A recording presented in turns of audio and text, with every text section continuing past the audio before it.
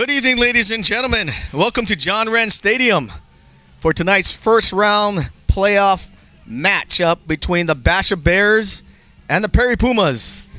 Basha is ranked number 16th. That's number 16th seed coming into the tournament tonight. And the Perry Pumas are seeded number 1. As you can see, the Perry Pumas doing their traditional Nebraska prayer. A great prayer that has been passed on since 2015, I believe.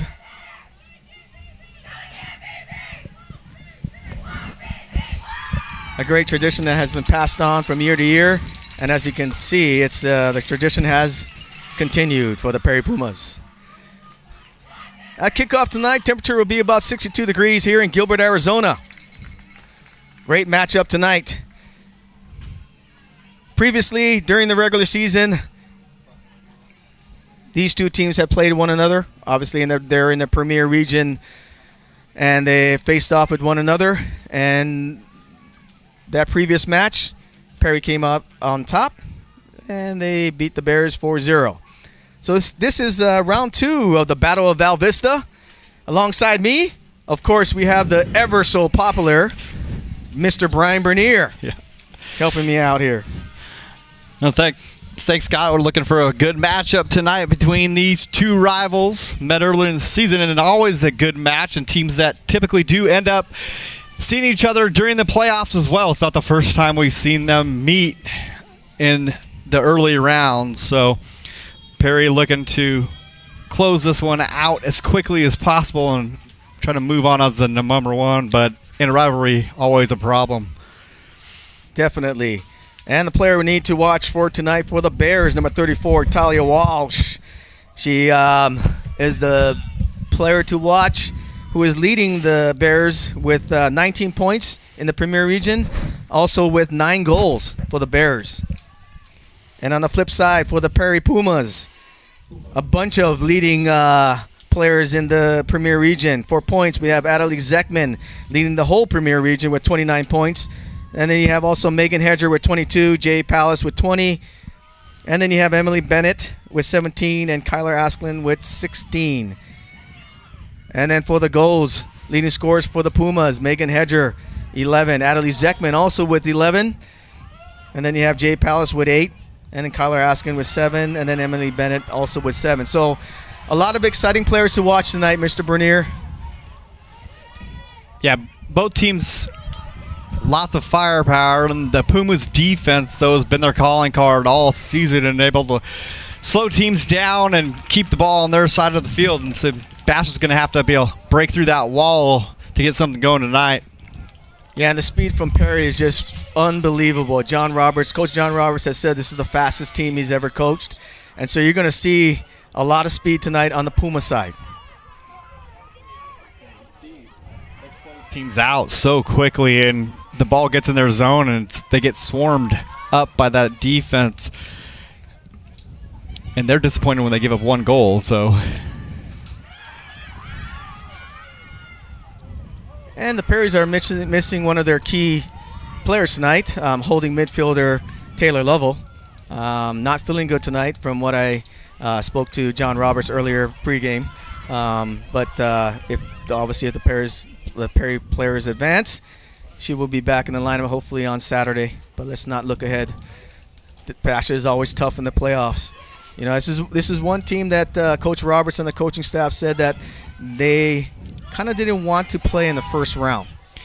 Yeah, not a team you typically see at that 16 spot in any given year. And so a program that's been quality for better part of a decade, and you don't want to face teams like that. You'd rather face teams that were lucky to get in and never been into this situation. So Bash is going to present a lot of problems for the Pumas. Yeah, Coach Greg Johnson from Basha, an excellent coach, has always motivated his team when it comes to the state tournament. So looking, as we said earlier, like a good game tonight. Sierra Heron throwing the ball in for the Perry Pumas. This girl has a big throw-in. Obviously, throws the ball 30 to 35 yards in the air. She would be going to Minot State University in North Dakota. Here we go. There's the throw-in. It's a long one. Looks like Joey Lujan with the header on that. Couldn't quite get the full noggin on that ball there. So it'll be goal kick for the Bears.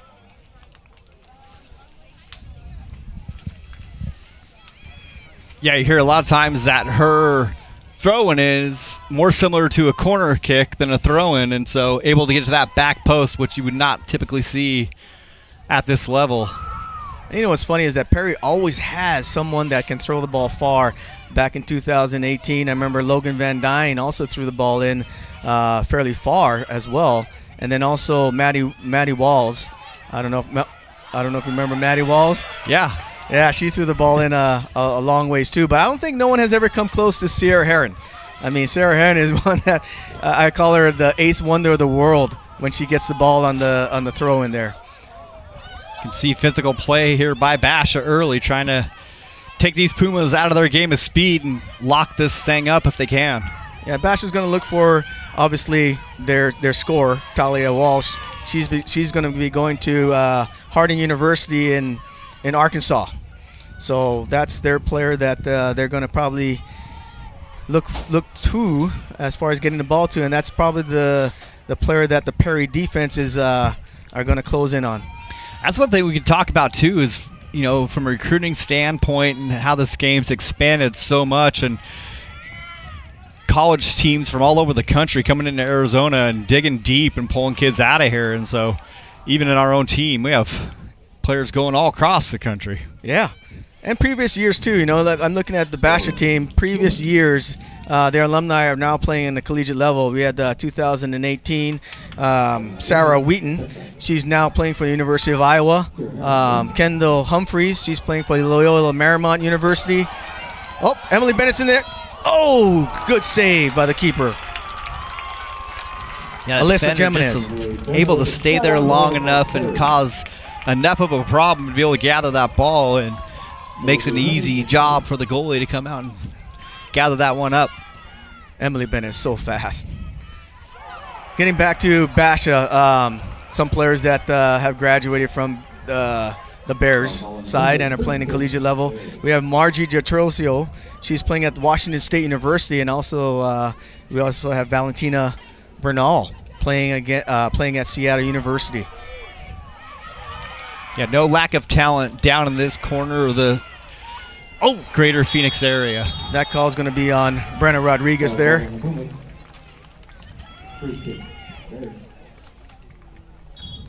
Looks like Brenna's going to get a little bit talking to by the head official.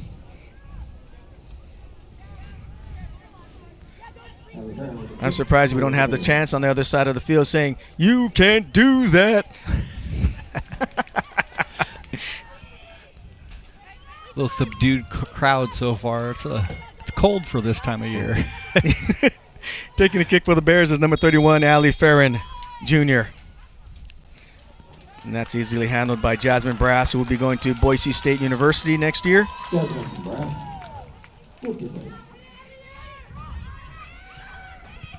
I was telling Jasmine after signing day, I've got a lot of family up in the Idaho area, and I told her, you know, one thing you need to know is that a truck up there is a rig. It's not a truck. You're going to get freaked out when they call it a rig. Also, soda there is called pop. Yeah, that's... And a possum may look like a bear, but it's not a bear, it's a possum. That's the Pacific Northwest for you.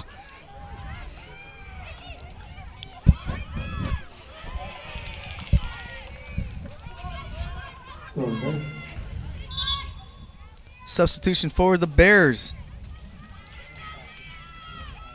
Now, explain to me the exchange of the penny there as they come on and off. That's to let the AR know that the substitution is made. So as you see, once she comes off, the AR will know that the player that came off, and then, you know, up here in the statistician booth up here, we can make that note. I think that was number 19, Kellen Nault, that came into the game. I don't know, with my old eyes, sometimes I can't make out the numbers very clearly. It's not as bad as those football uniforms, so white on white.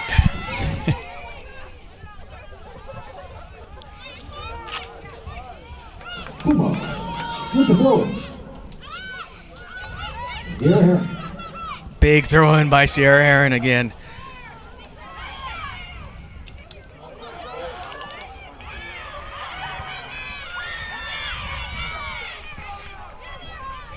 Talia Walsh giving chase on that.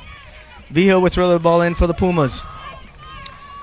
Both teams try to feel each other out, usually the first 10 minutes of the game.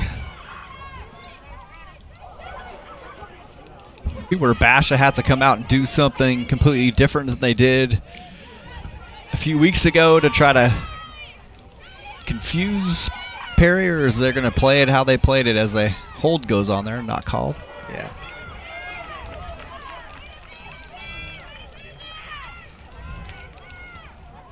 How can we see that pole from here and they can't see that down there?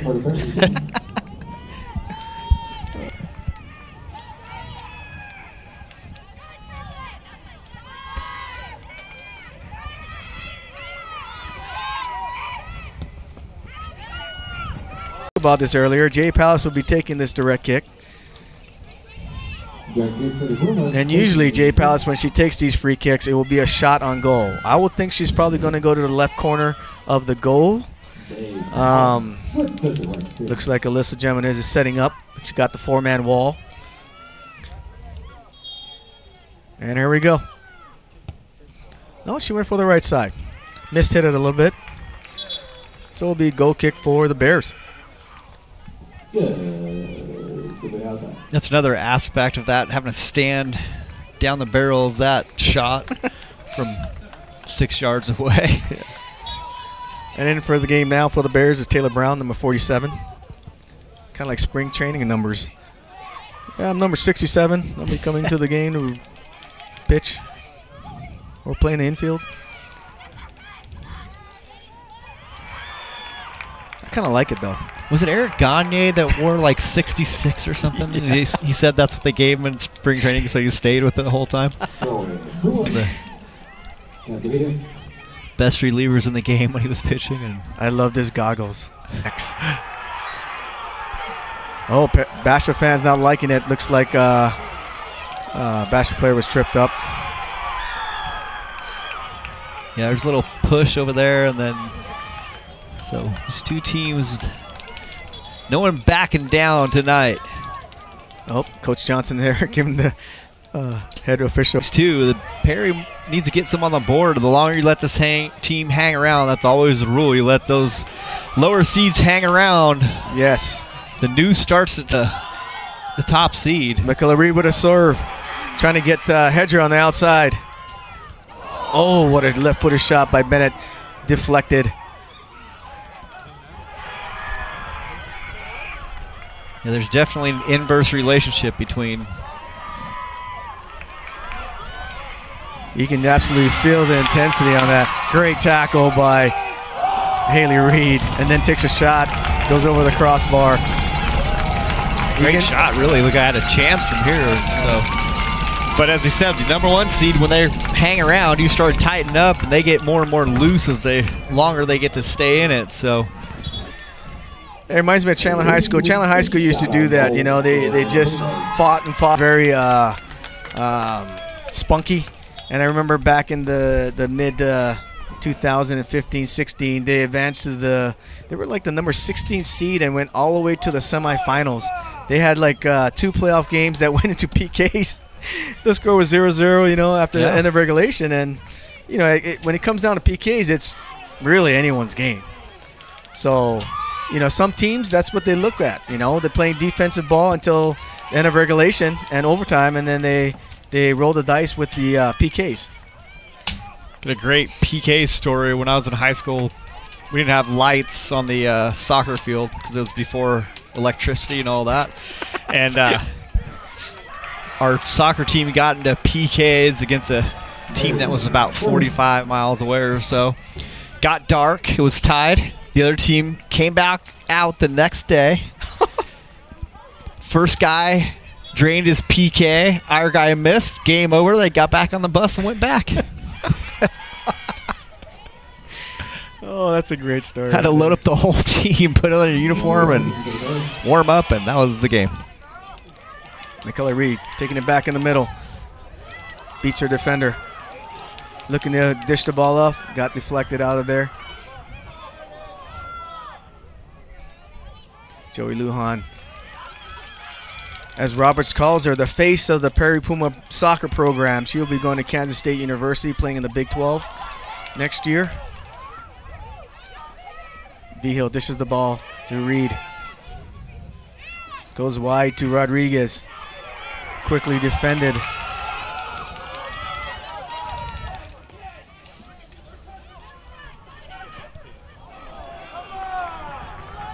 Just lean back a little bit on that serve there, which causes you to get under the ball. Kind of like golf, you know? When you lean back, hit a shot, it's probably going to be in the air a lot faster. You don't want to lean back, though, in golf when you're hitting a shot. No, that is ill. It's definitely just the intensity of not what you would see between a normal 116 matchup in any kind of sport. I mean, if we didn't tell you what the seeds were, you would never imagine that this was the last team in the playoffs playing in the white right now. Yeah. And what Perry has to do is try to get the ball, obviously, to its forwards on the, get in back of that back line. Perry works well in space, obviously, because they have speed. So getting the ball out wide or a diagonal pass to like a Zekman or a Hedger will open things up, in my opinion. But, give credit to Basha. They're playing a solid game right now. They're trying to win every ball, every 50-50 ball, which is right now is giving Perry a little bit of a trouble. The intensity, that the Bears are, providing is just giving Perry a little bit of a problem right now. I don't think Perry was expecting Basha to come out this physical.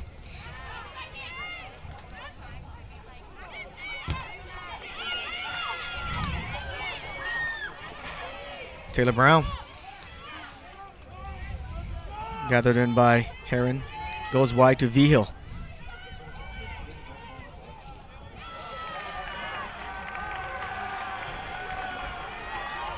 Misplay there, but that's okay. It will have the Pumas reset. Gather themselves on defense.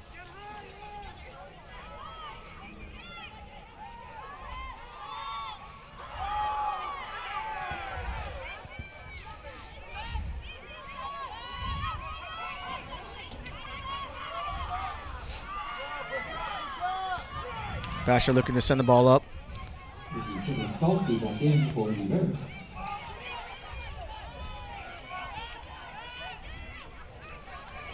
Perry also needs to start connecting passes. Try not to force it. Get themselves in a rhythm to start opening the game for them. When you start forcing long passes, obviously it's easy to turn the ball over with a longer pass, but try to make passes where you can hold possession to it, move the ball around, switch it, get into a rhythm. And this is one of those things that you can change on the fly, though, as a coach. It's not like other sports where you can call a timeout and kind of gather them up. So how do you do that in game, make those adjustments? Well, I think, it's leadership on the field, but also the coaches on the sidelines telling them, be patient and not try to force things. It's easy to say when you're on the sidelines. On the field, trying to connect passes is a little bit different when you got pressure on you and everything. Lujan still has the ball on the right side, looking to serve the ball in. Off her foot. Goal kick, the Bears.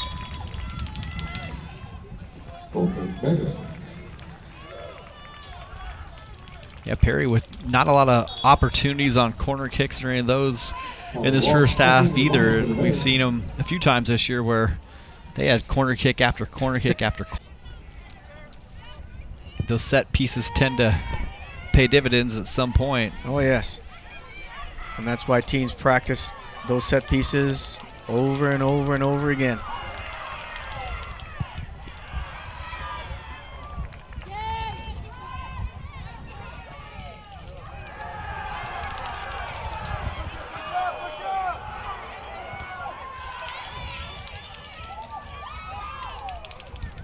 Yeah, it's clear strategy here by Basha, just playing physical and trying to frustrate that offense. And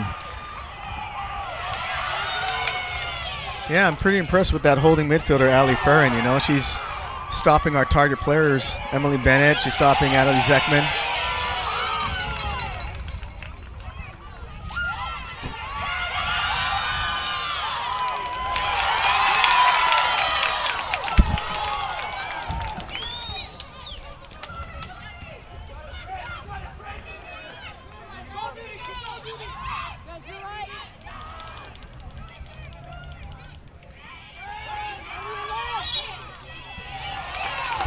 Wow. Foul on the Bears on Izzy Siniscalci. Little hold there, so now Puma's going to kick from the danger zone here, right? Yep. And obviously this is going to be a shot. Both of them can score a goal in this area. It's about 25 yards. What Perry needs to look for on this is, you know, if it comes off the crossbar, comes off the goalie's hands, you know, the players like Adelie Zekman and Emily Bennett. Oh, finds Rodriguez on the outside. Is it too much? Kind of faked me out on that, Bernier. Yeah. I didn't realize that was. She started sneaking down there on the. It was like the run and shoot play, you know. Yeah. You get the coming around on the outside and then slipping it through the. It's like she was getting talked to by the coach, and they kind of slipped in there at the last second.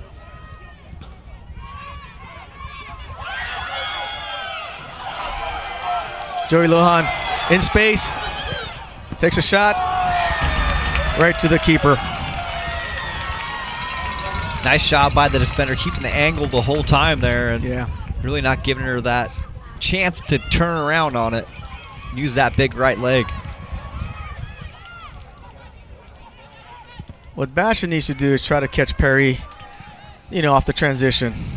So off of a goal kick or a set piece, and the ball comes out, and then to find Talia Walsh, which, now speaking of Talia Walsh, she's bowled her way to that ball. I saw on, I believe, Twitter last year, I want to say it was probably after Christmas break, I think she squatted like 285 pounds. Oh my gosh. She's a beast. You definitely see a physical difference between her and some of the other players out there. There's Emily Bennett with some space, looking probably to slip it through to Adelie Zekman. There it is. Adelie Zekman wasn't ready for that pass there. Looked like Zekman was trying to stay on side that whole time, and in doing so, she lost her position. Yeah, but it's touched by the Bears, so it'll be a corner kick for the Pumas. And this is where the Pumas are deadly. You have Jay Palace, who has scored, I want to say, 4 goals off of a corner kick. And then you also have Hedger, Megan Hedger, who also scored off of set pieces before on corner kicks or throw-ins. So this is a perfect opportunity for the Pumas. Lujan with the corner kick. Keeper came out. No call. Oh, now we have a call. There'll be a foul on the Pumas. The delay of that is interesting. It's like because she stayed down, they called it. She was right there in the mix when everything went down, and so looks like she took a hit.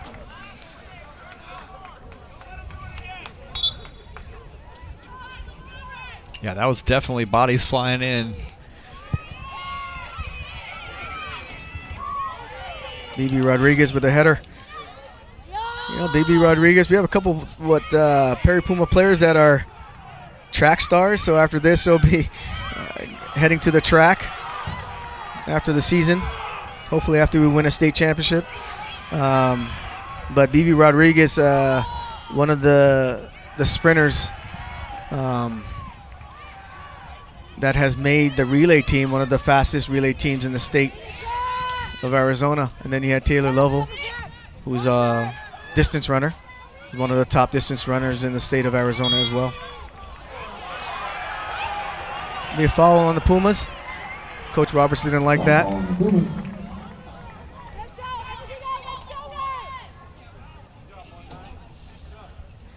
Jaden Fowler will be taking the free kick there.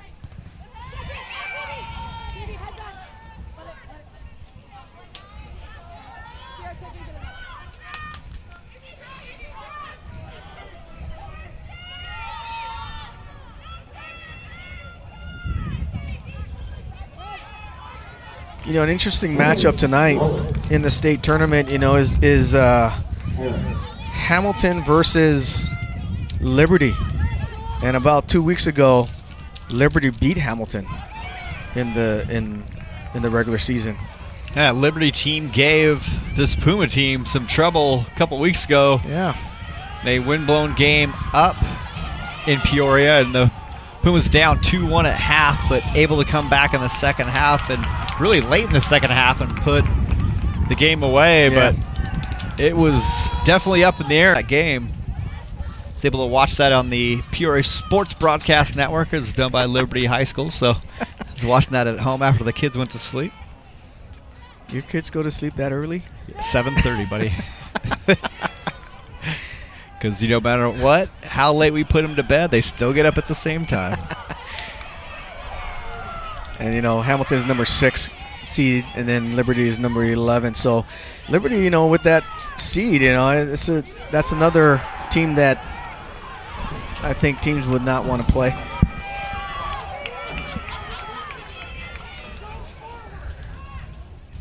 Robert's telling his players to advance the ball forward. The other thing to point out here, though, for the first time all season, no masks. Oh, yeah, that's right. I knew something was different out there. Team's able to play without masks as a AIA was put down in the executive board meeting last week that sports starting this week would not have to wear masks. The girls were more than over the moon about that. I bet. I mean, when you're playing soccer, running about 5 miles in a game and you're wearing a mask, that's pretty tough to do. Yeah, we asked them on a scale of 1 to 10, 10 being the best, and it was a overwhelming 10. What did Malia said in the last broadcast? Yeah, I'll probably puke after the first 2 minutes on the field with a mask on. It's like those guys that run with those oxygen deprivation masks on, like Bane from Batman. And I have not seen a game this physical in a long time between these two schools. Typically in a big game against Hamilton, this kind of thing you see is Rodriguez gets run over there. Well, you know, slow to get up. Give credit to Basha. They came ready to play. It would be interesting to see in the second half because, you know, with the speed that Perry has and how Basha has come out in this first half, if they can sustain that energy going into the second half. Well, if it's still tied 0-0, you know, so a goal would definitely take some wind out of their sails if they could convert on that offensive side. Yeah, that first goal is ever so important too. You know, once the first goal goes in, it gives you a little bit of a sigh there. You know, like, oh, we got one in. It's just like we said, that game Liberty, they were down 2-1 and they tied it 2-2, and the next thing you know, 2 more goals came on the board really quickly.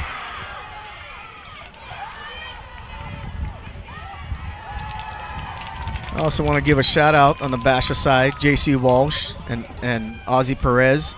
You know, both guys have coached a lot of these players that's on the field right now, whether they're Basha players or Perry players on the club scene. So shout out to them. I had to yellow card that at some point. That's getting a little... It's not the first time she's done that. It's interesting that that's not a longer discussion. If you actually combined all the schools in the Chandler district, the all-star team would be unbeatable for sure. Probably beat some college teams. Yeah, I mean, you took Castile and Perry and Basha and Hamilton and Chandler, and it would be there's no way you're winning a game against that team.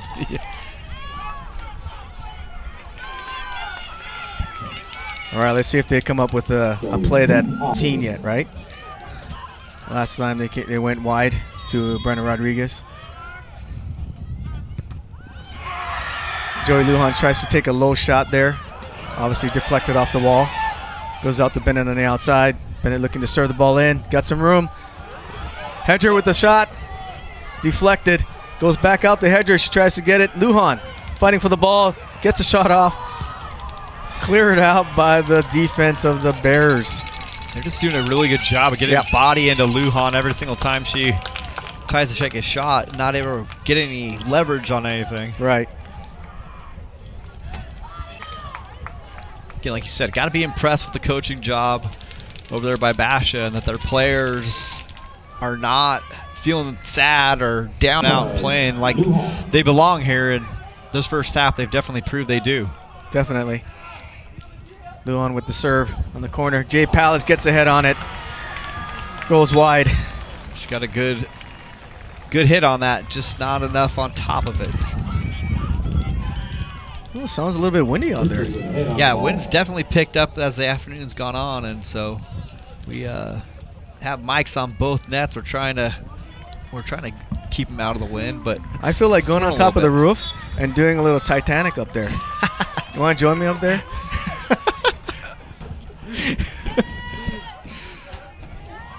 Well, one of the last games we played them in the playoffs, we were Saturday second round game. We broadcast, and I had the flu, and I was filming from up top, and I had to send some contents over the edge a couple times as we were broadcasting. And I had my two boys up there playing around the air conditioning units as that was going on. Well, hopefully you didn't do some contents on the bleacher side. No. What is that, rain? Emily Bennett trying to find Zekman on the outside. Basha being so physical. Just packing that defensive end in too. It's just so many bodies down there. That's why I said, Basha has to come on this on the defensive side of it and transition and try to get some kind of a offensive run to catch the Perry defense a little bit off guard. But even like you said, they just muck this thing up, but then it gets anything can happen at that point. McKellar Reed with a nice move. Oh, a little bit too hard. Crosses the end line. Goal kick for the Bears. I mean, and it almost looks like they're not even trying to play. They got their stud out up front, and she's going to go off right now and take a break. But just have her playing back there because. And I'm telling you right now, every team in this state tournament takes a little bit of time in their practice to practice their PKs, because they're going to have one or more games that is going to come down to PKs. And so I'm sure that each and every one of these teams in the state tournament has practiced their penalty kicks. And the coach has a clipboard of kind of like stats, He has a clipboard of, okay, every practice, and then a practice, who has the most PKs made, and he ranks them. It's usually what coaches do. And then if he gets to PKs, he has his top 5 kickers.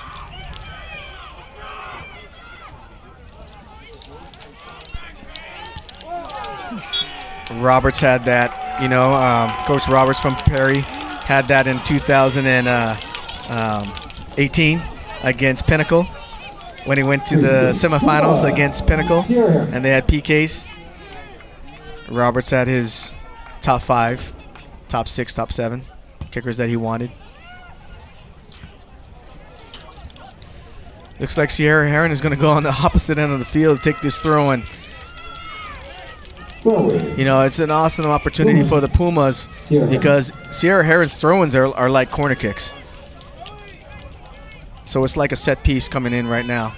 And obviously you can't be offsides on the throw-in. So, look forward this ball to be put in a nice spot. There he goes off the 6.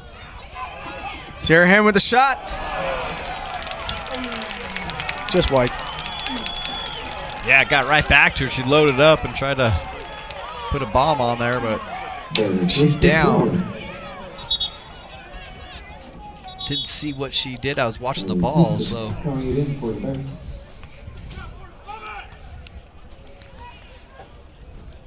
Clock stops with 2:53 left in the first, having the trainers come over. Now, Sierra Heron was hurt. What game was that? DV, I think it was the first 2 minutes of the game. And she got hurt. She collided with Jasmine Brass, so I don't know if this is the same leg that she injured in that game. Yeah. The kinesiology tape or K-tape. I just call it K-tape because, you know, it's easier for me to say. K-tape. K-tape on that right leg. Kinesiology is just too long of a word for me to say. You know, us guys from Hawaii, we like to break up words to make it easier to say. So, K-tape. This is not a good sign for Heron having to be helped off the field. She does not look happy. So, well, that's the left leg that has the K-tape on it. But definitely favoring that right side. Big loss for the Pumas if she can't return tonight. You know, one of the team leaders in assists for the Pumas with those throw-ins and, you know, such the heart and soul of that back line. You know, she just brings that stability on that back line, plays physical, you know, makes good decisions when she has the ball. So, tough loss there. She's very long, too, and so she's hard to get around. Zekman with a shot. Oh! Off the side post, off the goalie, goes out of bounds. Great chance there by the Pumas. And Basha's game for it. They able to stop that shot, and so corner kick, Pumas. Pumas trying to get a little more momentum and cleaner pushes onto this end. Okay, look, he's on the backside. Luan will be looking for her. Looks like it was punched out by Jimenez.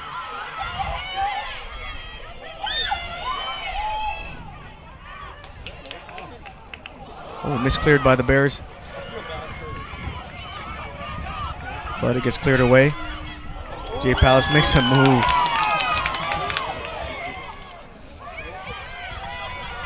Still with the ball.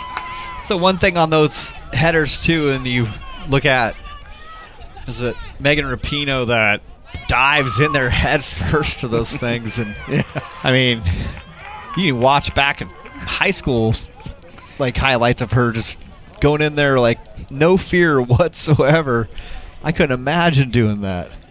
Yeah, knowing me, I'm already low, so if I try to squat down, you know, I'm at the foot level, so I'll probably have a broken nose or something like that. You know, I think the best player I've ever seen in the air of all time is Abby Wambach, you know. I don't know how many career goals she scored, but I think 3/4 of them was with her head. Is that the one I'm thinking? I might be Rapinoe. Well, Rapinoe is usually the one that serves the ball, takes the free kicks, corners, and so forth. Abby Wambach was the one that, you know, she was the ultimate finisher. I remember the game against Brazil in the semifinals in the, I don't know what year it was in the World Cup, but in sudden death. You know, Rapinoe served the ball with her left foot, and then Abby Wambach finished that off to tie the game in stoppage time. I'm surprised I remember these things, you know. I mean, well, I'm so old, but there's this little things that I remember. Obviously, I don't remember the year, but I remember what happened. Well, Wambach's the one I was thinking. I don't know where I pulled Rapinoe in there. Was the one that usually serves the ball, you know what I mean? So, like on that one I was talking about Brazil, she's the one that had that left foot to find Wambach there. That was followed with a free kick. And that's the end of the first half. You know, tough game in the first half. Both teams playing physical. Basha has come out just on fire as far as the intensity. You know, Coach Johnson has done a great job preparing this team to come out and fight. And, you know, like you said, number 16, number 2 seed, number whatever, man. I mean, you got to come and play. Yeah, for sure. And you're going That's not who we want to see there. and Basha probably more than happy to see a team that they're familiar with and know their deficiencies and their strengths. And Basha definitely prepped for this game tonight, and so we'll see if the Pumas can make some adjustments at halftime, put some more pressure on this Basha defense that's been game all night. And what is the old saying? It's hard to beat a team twice. Yes, 3 times especially. But usually they it'll come. It's one of those things. It's just a matter of time. The pipe is gonna burst. All right, so that's the end of the first half right now. The Battle of Vista 2. We'll be back in about 9 minutes to start the second half.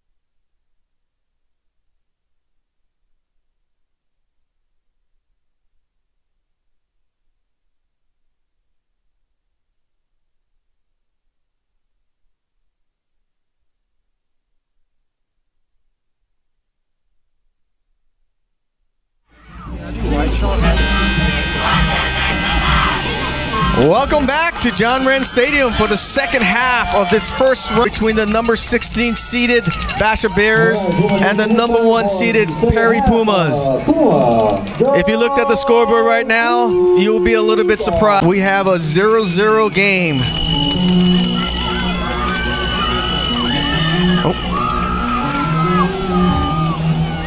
Yeah, a game that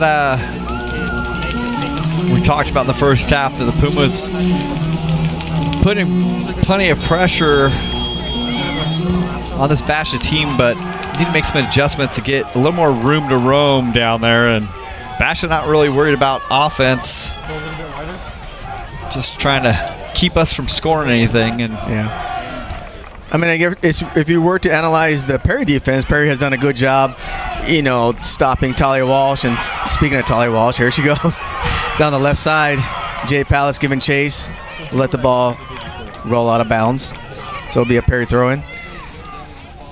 So Perry, on the defensive side, the one player on the Basha side that they have to cue on would be Talia Walsh. So, obviously Perry has done a great job. Right now, Basha has not had an offensive attack in the game. So, maybe look to see in the second half what the Bears do, what they try to do. Maybe get Talia a little bit more involved, send her some balls up to where she's at in the target position, and maybe Talia can do some of her magic that she has done throughout the year. On the Perry side, Perry has to be patient. The Bears are playing very physical. So what they have to do is open it up a little bit, spread the field a little bit, get into a rhythm, connect passes, and find what they're strong at, which is on the flanks with Brenna Rodriguez and Michaela Reed, and then looking for a service by Michaela Reed or Brenna Rodriguez or a Hedger to find Adelie Zeckman or Haley Reed or Emily Bennett coming streaking down the middle. So it'd be interesting to see in the second half, like I said, if the Bears can sustain this energy. They're so scrappy right now that they're playing, so they have a lot of confidence in the way they're playing.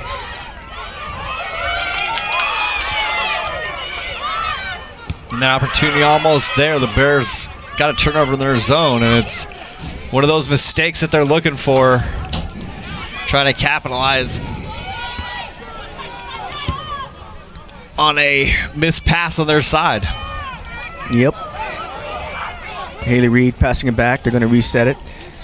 Looks like Sierra Heron is not in the starting lineup for the second half. Emily Madelon has taken the place of Sierra Heron. If you were watching earlier, Sierra Heron got hurt towards the end of the first half. Cassie Vigil with the shot. Goes out of bounds. It looked like they were working on Heron's hamstring, and then she's trying to stretch it out and walking on the sideline a little bit, but she's up and moving. So did you say walking? Walking? That was part of my joke. That's why I kind of... Oh, yeah. The joke of the evening tonight was, what did the fried rice say to the shrimp?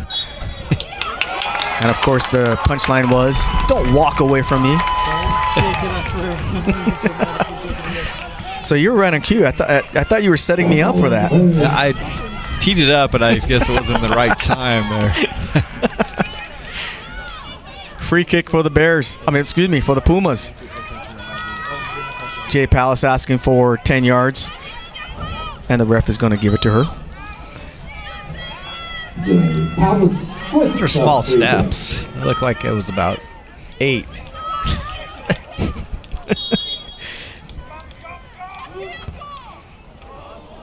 Oh. She was going for the right corner. Just sailed a little bit wide. Good shot by Jay Palace. Keeping the Bears on their toes there. Well played by the keeper.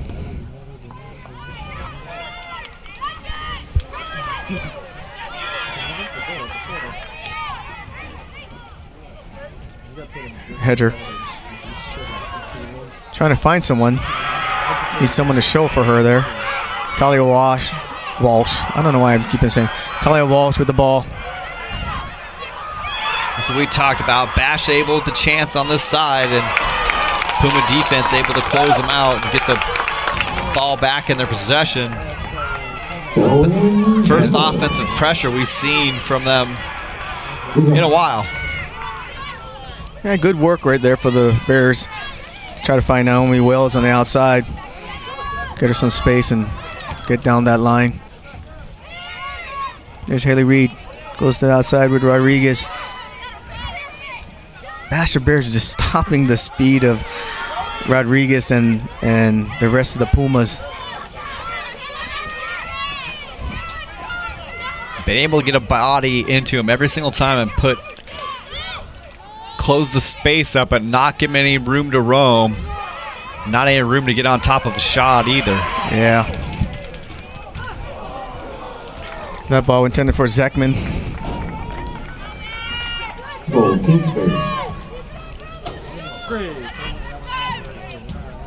You know, I've got to be impressed with the Bears defense, you know, just pressuring the ball, winning those 50-50 balls. You know, I think that's their game plan is to be physical and be first to the ball. And try to counter and catch the Puma defense sleeping there to get a goal.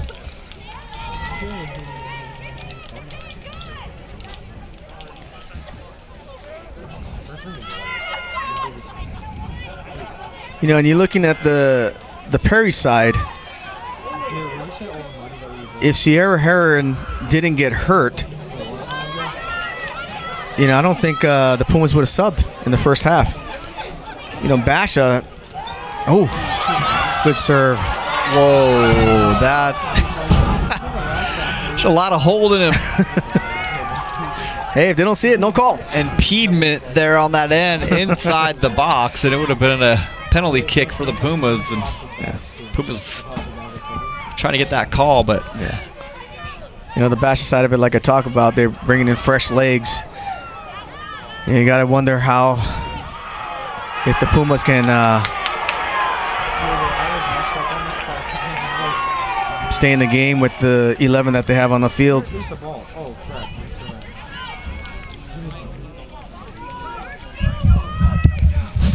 The Bears with a free kick.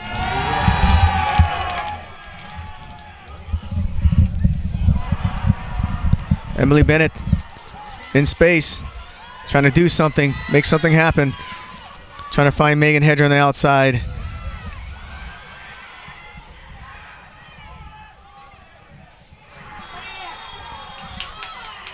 Getting physical play continues on the other side. And player down off the. Is that 31? Is that Fowler? Looks like, yeah.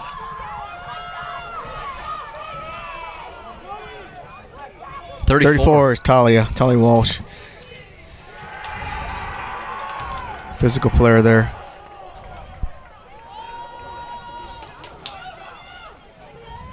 That ground is definitely not forgiving. Been hitting minimal water for a long time, and another rough play in there, and acted like it didn't happen because it was after a foul.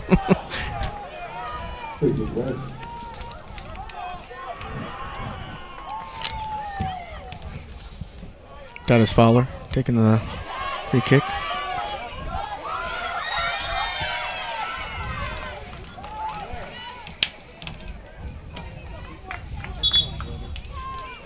And a couple of substitutions in for the Bears.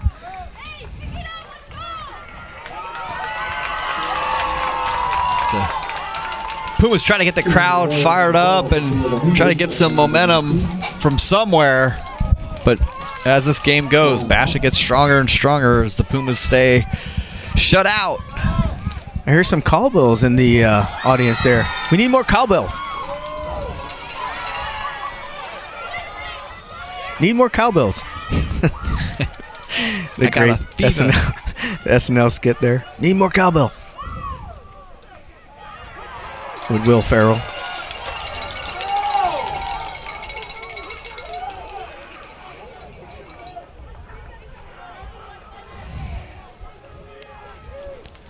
You know, I wouldn't expect anything less from Basha. You know, Basha is just they're always scrappy. They're always competitive. Perry Pumas. Every year that I see them, they always find a way to just play hard. You know, I talked about previously with Valentina Bernal for Basha. 2019 graduate, played physical, played hard. Margie Detrizio plays for Washington State now, played hard. Brooke Brown, you know, just all those years, 2017, 18, Who's 19. the girl they had that went to ASU that was about 8 years back? Jasmine. Oh. She was really good. We couldn't do it. We just had to stop her. And remember, when we played them in the playoffs, we just basically followed her around the entire time. And Was it Sparks? yes. Man, she was fast. Yeah, she was physical presence there for sure. And then, you know, on the Perry side, I mean, how many players did we have that went on to play at the next level? We need a couple to go pro so they can donate some grass. Remy Deutsch, Logan Van Dyne, Emma Ritchie, Shaylin Uwe-Sherrill, Delaney Uwe-Sherrill, Kaylin Campbell. This program and Coach Robert's still looking for that ever-elusive state championship and been in the mix every single year that we can think. Is Joey Lujan with the header off the crossbar. Megan Hender battling for the ball, trying to clear out the Bears. Adelie Zekman heads it. It goes off the side post from the shot from McKellar Reed. Oh my gosh. How does that not go in?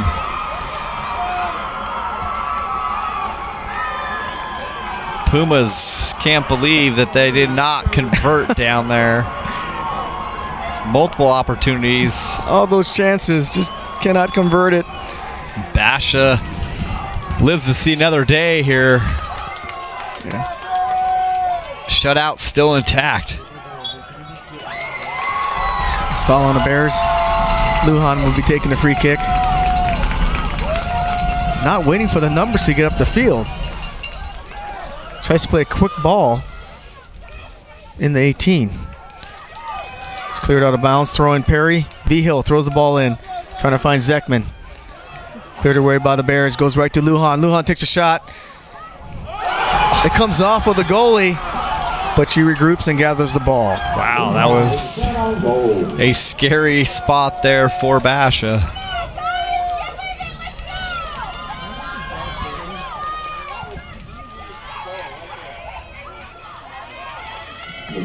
With the stop for the Bears.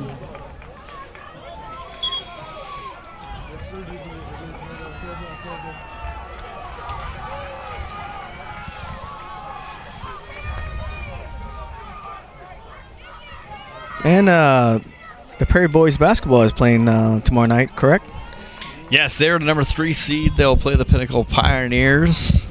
We'll host that game, and girls able to win last night. A big win over Saturday O'Connor. They advanced to play Hamilton in the second round as the 8th seed. Team that they had beat earlier in the season, so Hamilton definitely a team they did not want to see on that end. Yeah. They split the series on the air with the Huskies, and the Huskies the number 1 seed. Yeah, congratulations to our girls basketball team for advancing to the next round.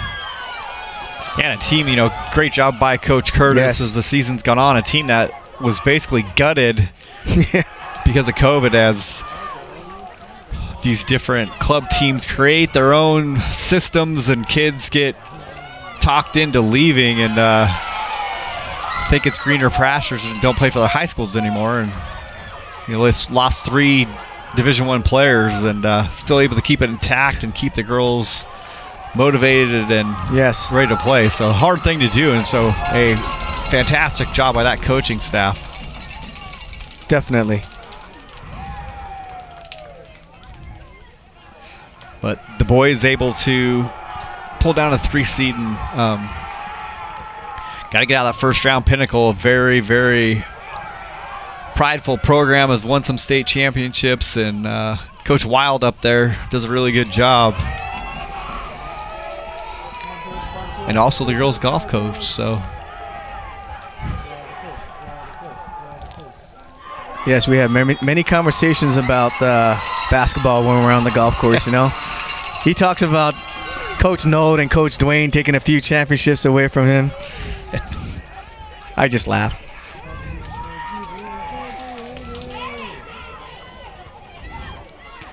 Exciting game here, as we keep on saying. It is still deadlocked at 0-0 with less than 25 minutes to play in this game.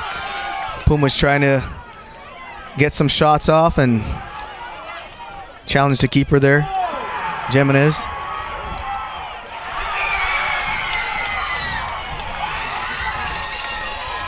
Basha Bears not backing down one bit. This one song that comes in my head right now after that sequence is the Let the Bodies Hit the Floor. That's all. There's girls dropping left and right down on that end. And I thought you were going to say by Tom Petty. No. Won't back down. 'Cause I won't back down. Either song is great. Bash should probably play in that on the bus ride over.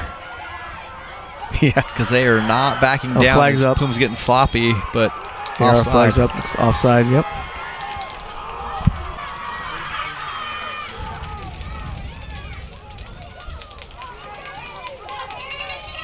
You know, we look at this Perry team, Coach Robert says nothing less than a state championship. I mean, this is the team, he says, the best team that he has ever coached.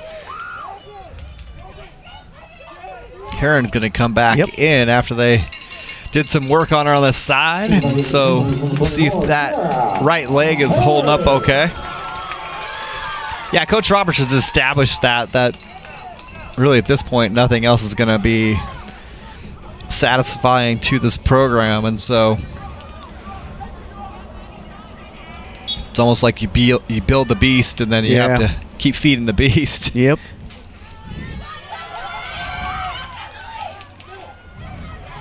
Great move by Bennett.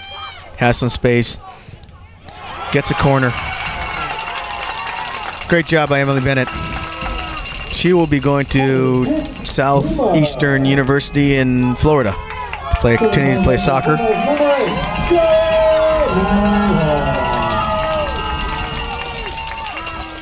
There we go. This is where the Pumas have to capitalize right here. Set pieces.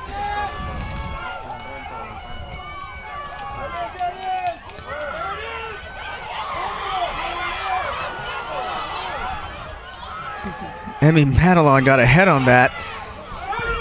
Oh, shot by Haley Reed. Almost caught the goalkeeper, Jimenez, sleeping a little bit. She was leaning one way. I wouldn't say sleeping, but she was just leaning one way. Good recovery by Alyssa.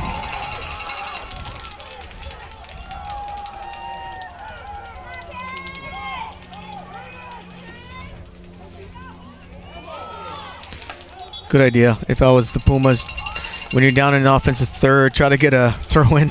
Yeah, this is Heron's range here. Here she comes. They talk about it. She's going to... Oh, we're going to give it up to Lujan. Oh, it's a kick. I didn't see the foul there. I didn't. So Lujan will be taking the direct kick. Beautiful ball. Trying to find Jay Palace. Cleared away by the Basha defense. Playing so solid tonight. Pumas just can't get in back of that back line. Yeah, Bash has been able to handle everything the Pumas have been throwing at him tonight. Yeah. So they just can't find that through ball to get back in back of that line for Zekman or Emily Bennett. That's why, you know, when it gets later in the game, set pieces like corner kicks or throw-ins, you know, those things are so important.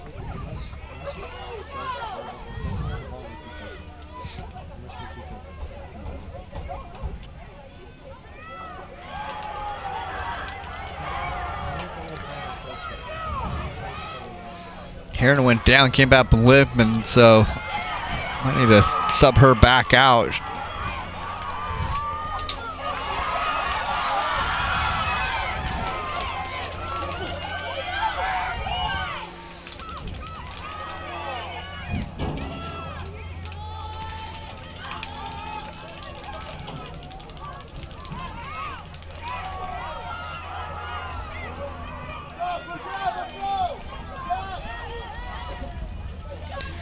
They moved Jay Palace to the attacking mid position. Left Emily Madelon in the game. I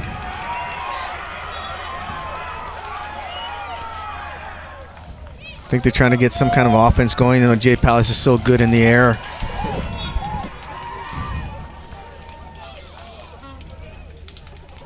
Sierra Heron looks like she's still hobbling back there. She was calling for the sub, and they were going to have time to get her out of the game. And so it was one thing running, and one time she had to take a kick at it. It changed the way that leg reacted. Yeah. She's pretty upset about it, but it'll save her for later rounds if we advance here tonight. So Megan Hedger is playing center back now. In clump ball, she has experience playing on the back line, so it's not going to be something different and totally tossed into a position that she hasn't played before. Yeah, you got a team with plenty of depth too. Yeah. So, and I think it's a great move moving Jay Palace in the attacking mid just to kind of create something, you know. That's what the Perry offense needs, an offensive third. They're just right now trying to find open spaces. And Bash is doing a great job on defense.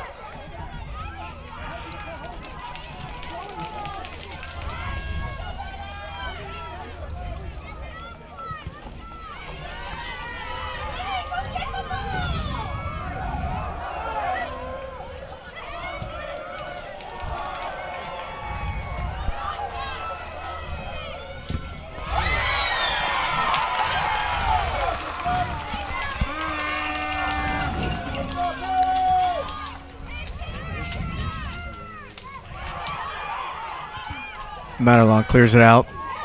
Finds Adley Zekman, who does an awesome job using her body.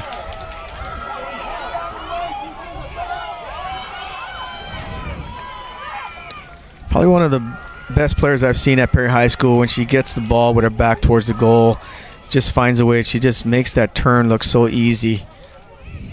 She's so strong too.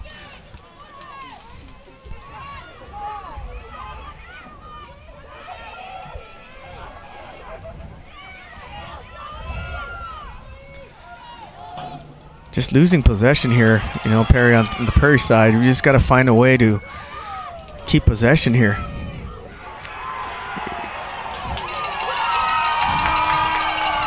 But, you know, Basha with a stifling defense.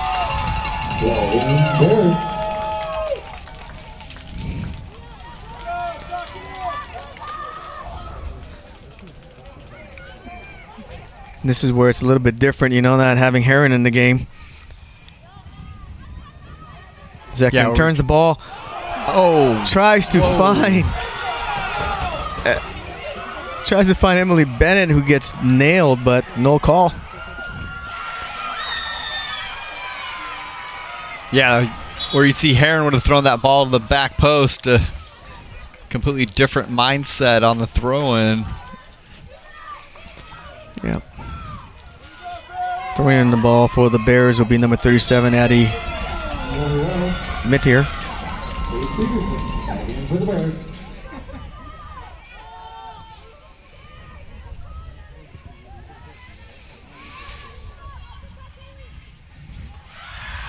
Haley Reed playing a great game. Plays hard as the holding mid.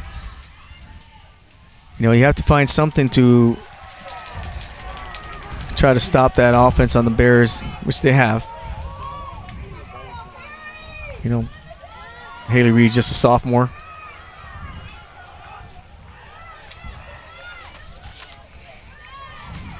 Naomi Wells loses the ball. Joey Lujan tries to find Zekman. Oh, misplayed.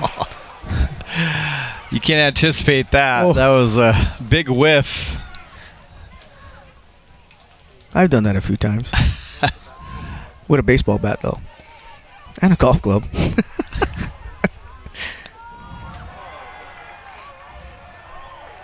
But no harm there.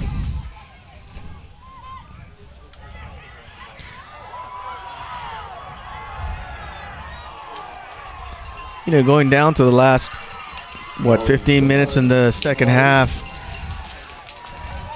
Basha Bears still playing physical. Down, Pumas. Still playing. Jeez. He's let this go the whole night, and this is kind of what it's turned into. It's becoming slops hitting the ground every single time a ball is contested. Yeah. I mean, I know the Perry fans were looking for a foul there, but, you know, Addie did a great job using her body to shield Emily Bennett out of the way. That's what you do as a defender. Player hurt was Megan Hedger coming off the field.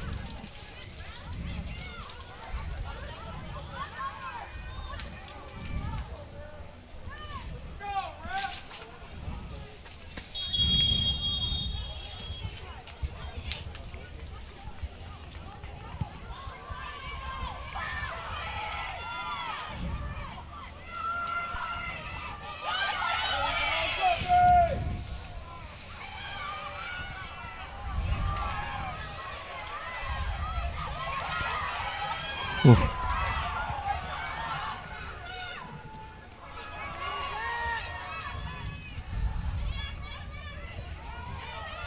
Elena Rivera now in the game for the Pumas.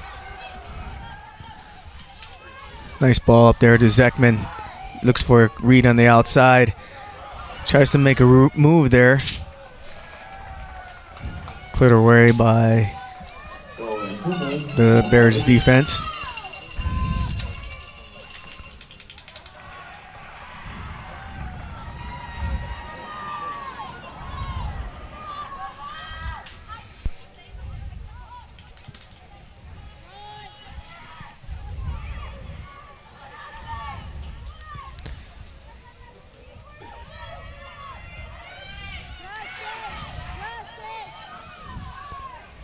You know, Allie Farron is just right in front of the back line, the center backs, and stopping everything that comes through the middle.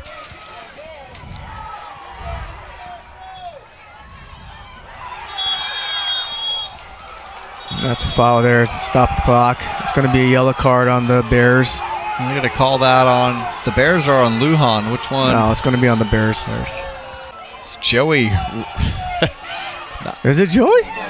No, I don't know. I'm just saying that's not. Yeah, it is. They called it on Joey Lujan. That's not who I want to take on with a full head of steam. And Lujan gets the call. They both were kind of going for the ball, and it's almost one of those. Your natural reaction is to pull the card on the more physical player.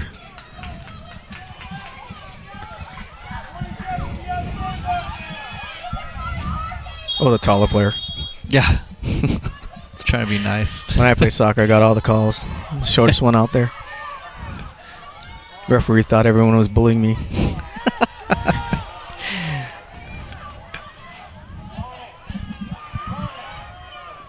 Zekman finds Hedger, taken away. You got to give credit to the Basha back line. They played a fantastic game. It's just they've kept the energy the entire night. They haven't backed down to anything the Pumas have thrown at them, and the ref has let a lot of the physicalness go, and so Basha keeps getting to that edge and seeing how far they can actually push it. And there's been no big call against them all night, so keep going to that edge. You're the 16 seed. What do you have to lose? Yep, exactly right.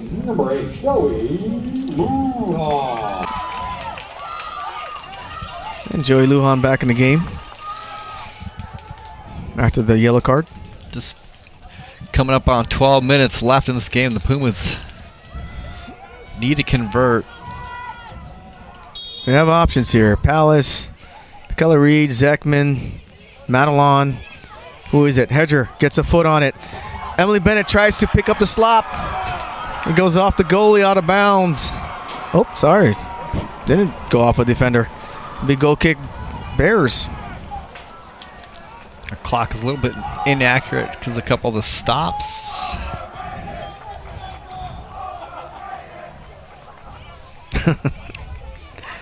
Some chants going on down there.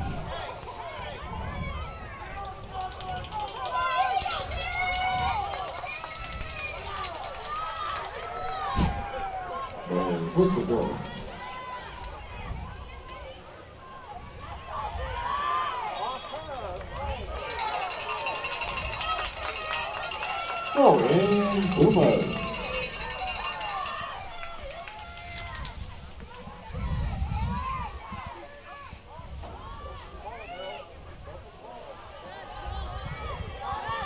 Zuckman.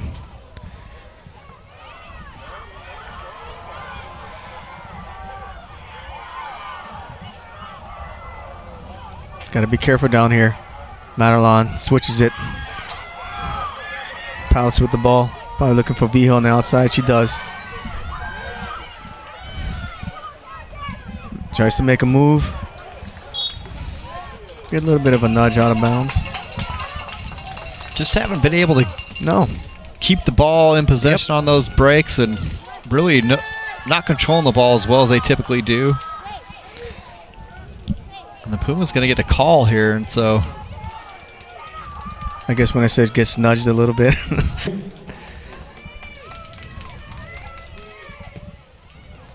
good kick by Lujan. Headed out by a Basha defender. Haley Reed comes up, takes a shot. Oh, gosh. It's a little bit high and wide. Good job by Reed. Good job. Put a nice foot on it and gave it his chance. But at this point, that's what you almost think. They got to put balls on the net and see if they can get a bounce. Why not, right? Because the conventional goal doesn't look like it's going to happen anytime soon here, and so. And you can't score if you don't take a shot, so why not? You know, Bash's goalie has let a couple of those mishandles happen, so.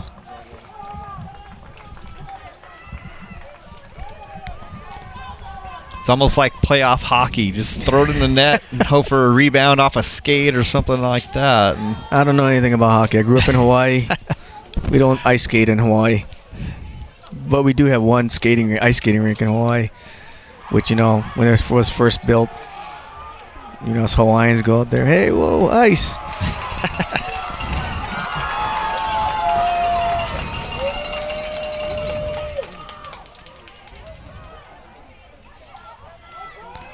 Hedger with the ball.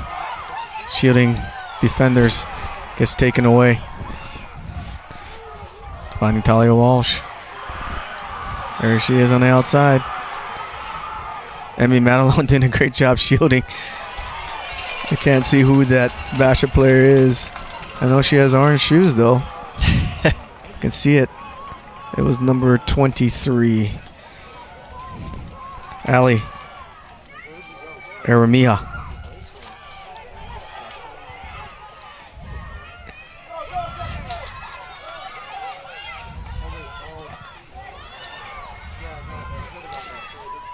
You know, what Perry needs to do is not try to do too much 1v1. You know, you got these offensive players that are used to utilizing their speed and getting around the defenders, but when you're trying to go 1v2, 1v3, you know, it makes things a little bit more difficult to get through that. So there's got to be somebody open when you're drawing two or three defenders on you with the ball. So, you know, find the open person. You know, work the switches. Try to get Basha off guard a little bit. It's that same concept of keeping your head up when you're dribbling up the field as well. They're kind of head down and, like you said, not really seeing the extra defender coming.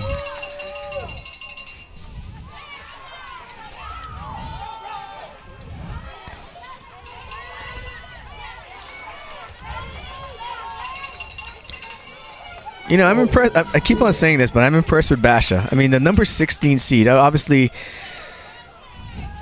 you know, I don't think of him as a 16 seed just because of the experience over the years watching Basha play in the state tournament and everything over the years. they're really not your typical number 16 seed. Well, they're without all the extra games that they typically see during the season with the, you had tournaments and everything that were canceled, and so really you're getting into games that are more regionally scheduled, and so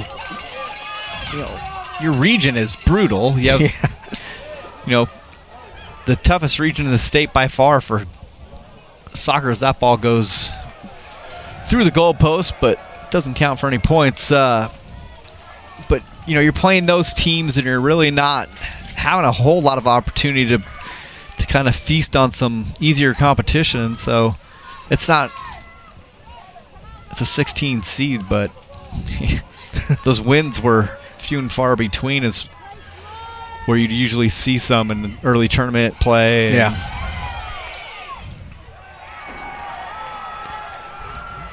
Playing some of the Tucson schools, Yuma schools. Good step by Amy Madelon. There's someone always in the audience that says, "Stop the clock." It's just like golf, somebody goes in the hole when they tee off, someone always, "Stop the clock," when there's a situation going on. And then it's a lot of pressure, running the clock, and I'm glad I'm not running the clock. I've been in that situation before where, you just you're concentrating on other things, and then you forget to start the clock or stop the clock.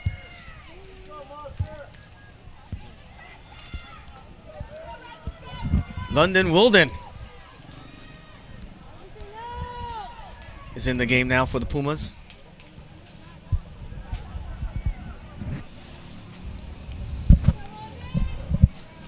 Is that Brenna Rodriguez? That they're... Is it both of them? Got hurt. Elena Rivera enters back in the game.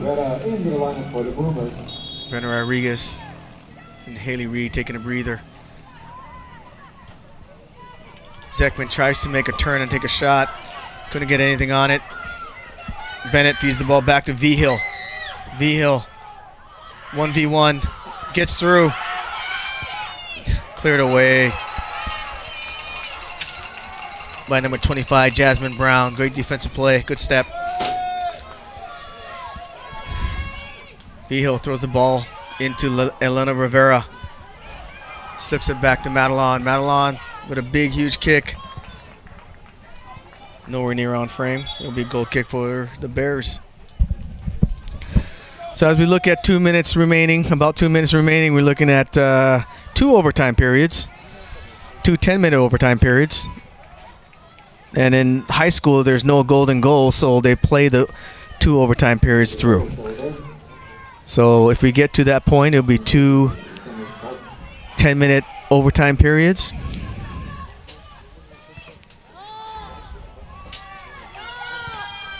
And of course, if it's still deadlock, it goes into penalty kicks. Exactly what Bash is looking for. Yeah. And I don't want to jinx it or anything, but Perry has not had a good experience with PKs over the years. We talked earlier about pressure. The pressure got to that point. Even this thing now, ticking down to get to overtime.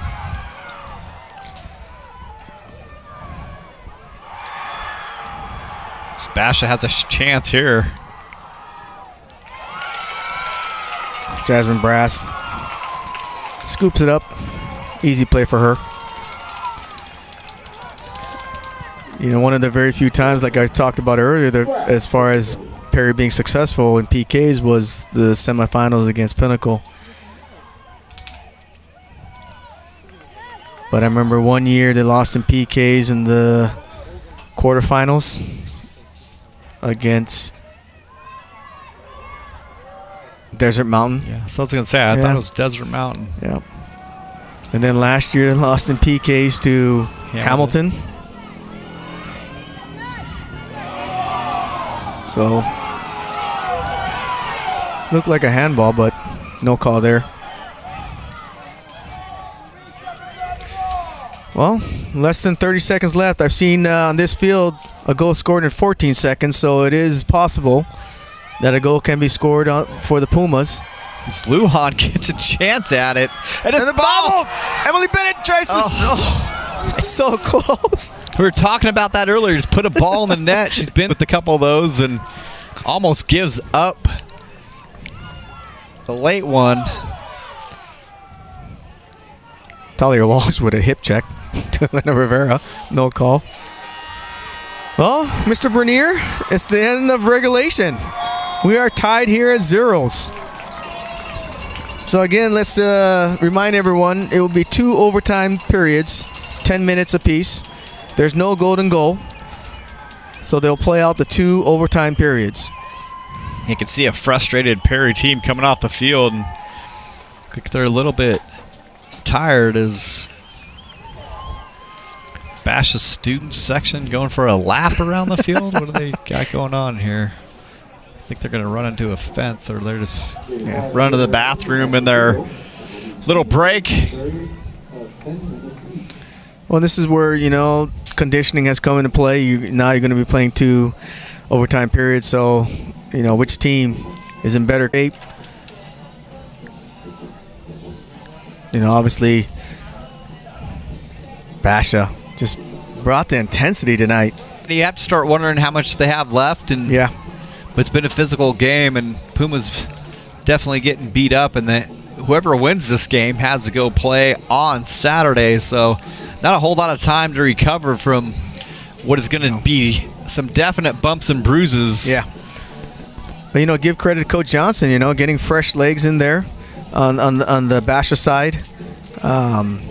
It seemed like every couple minutes he was bringing in 2 players. Kind of keeping the fresh legs in there, keeping the pressure.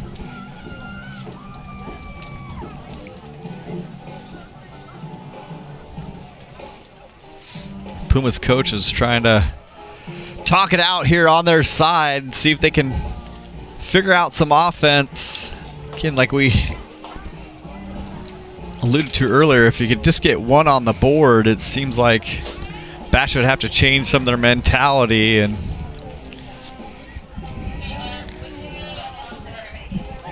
it almost reminds me of when my high school in Southern California for basketball would try to score 100 points a night, and we would play some teams from down in the eastern LA area where they were just a bunch of little short guys, and they would hold the ball the entire game and just not shoot. 4 corners and just try to get a layup when they could. And if you got up on them, you blow them out by 60.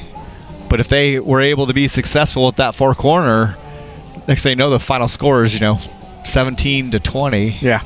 And frustrating is all get out to watch, especially for a team that want to get out and run. And my experience too is being an offensive coordinator of football before, a team that we were like to be wide open, want to score a lot, and we play a team that would just slow play everything and keep everything in front and keep the big play out of our hand, and it gets super frustrating for everybody on down, from your top scorers to the coaching staff to the fans in the crowd, when you're not able to be high flying like you normally are. Yeah, and that's what Bash is doing to Perry tonight. Every time the Perry player has the ball, they immediately put pressure on them, and Perry turns the ball over. Because we have another injury. Is looking down here, they have on that last little go around on the opposite side of the field. Looks like. Here's my specs, man. This will help you out. Number 6. You're not young anymore, Bernier. I know, I can't see. It goes like I try to tell my students, they don't believe me. Like, one day you just wake up and you can't see anything anymore.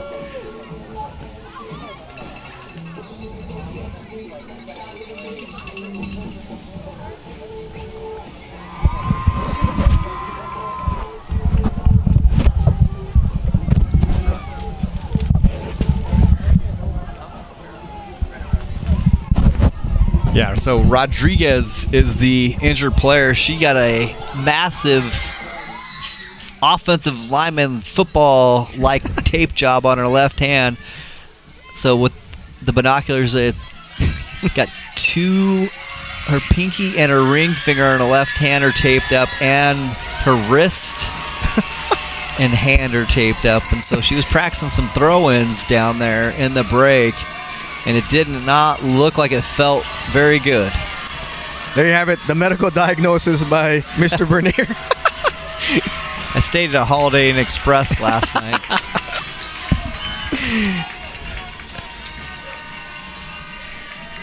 She's still going to play, but that's a big loss on that front line for the Pumas. And yeah, and Perry already lost Sierra Heron on the back line, so, you know, it's a matter of now just whoever you have out there, the 11 players, got to go after it.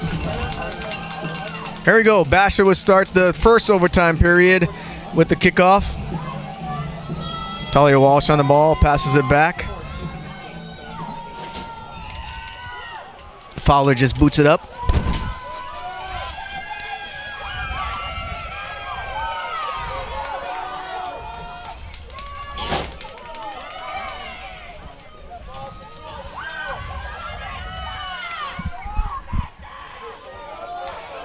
As the ball slips back in the back line. Hedger giving chase.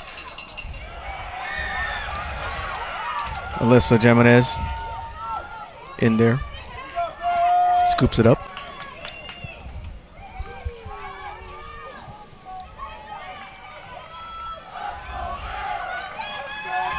Talia Walsh giving chase to Lujan. Lujan finds Hedger on the left side. Slips it into Zekman. Mishandles the pass. just those passes all night have not been able to be secured as a Basha player. Oh. Goes down on that far side. That's not Talia Walsh, is it? No, I don't think it was Walsh, but maybe.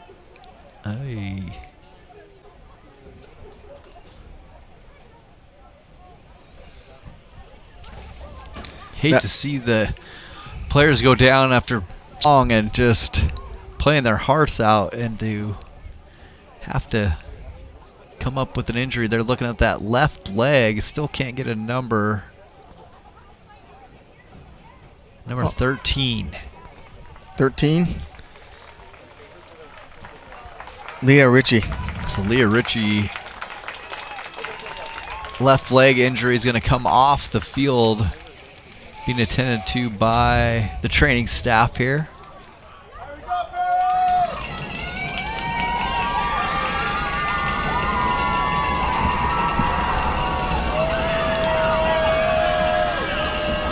So Pumas shaking the fans, shaking the bleachers. Well, our cameras are in the bleachers, so if you see that shaking, that is. And the referee starts play. Elena Rivera wins the ball. Gets it to Michaela Reed.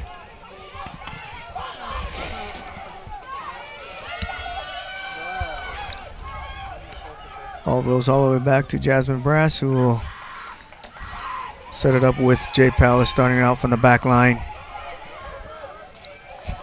Basha immediately putting pressure on Vigil. They're going to start back it up again with Jay Palace. Probably going to switch it. Gives it to Brass. Boots it up the field. Finding Mareed. Bennett wins the ball. Finds Michaela Reed on the outside. Slips it in. No one on the backside.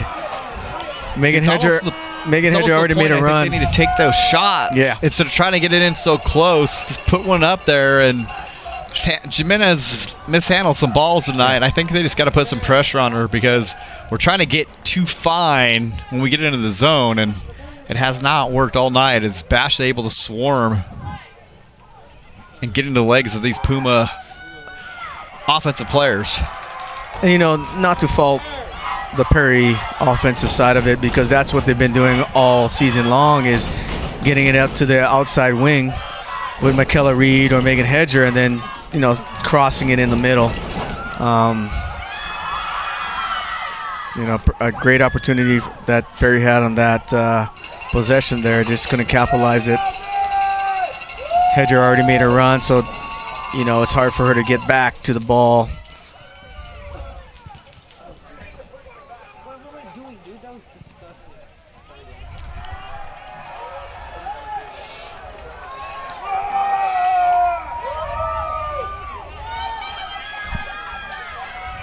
Lujan gets bumped off the ball by Taylor Brown. Michaela Reed. Oh.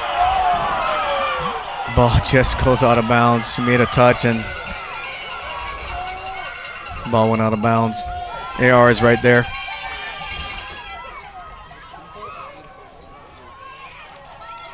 Hedger working back.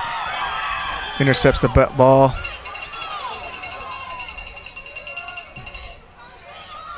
Basha has the ball. Michaela Reed getting it with the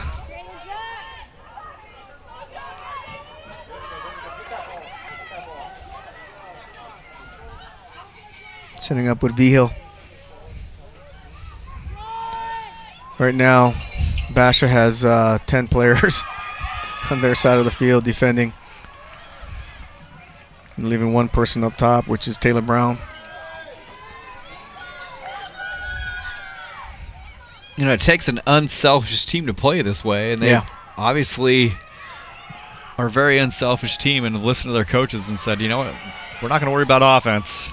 We're going to play defense and hopefully get a balance, and they've stuck to the plan.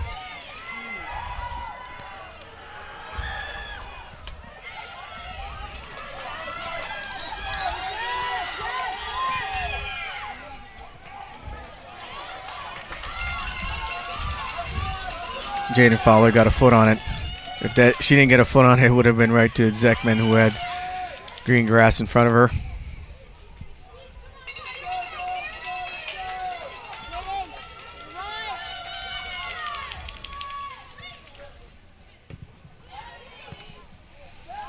Just cannot connect the passes there or find someone to keep possession. They found Hedger on the outside right here, though. She serves it in. Zekman shields. Ball gets through. Can't get the ball on the backside. Lujan makes a move, takes a shot. Oh, hits off the crossbar. Great shot by Joey Lujan.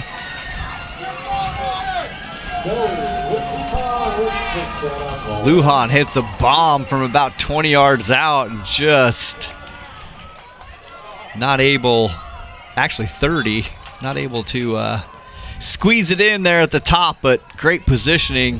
Just need about a foot lower.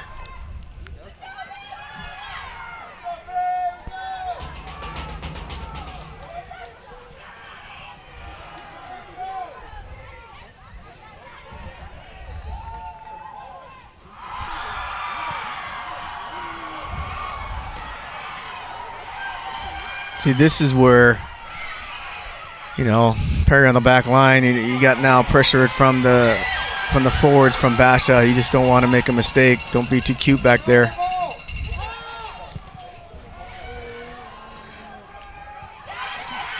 Good defensive positioning by Jay Palace. Gets in front of Talia Walsh.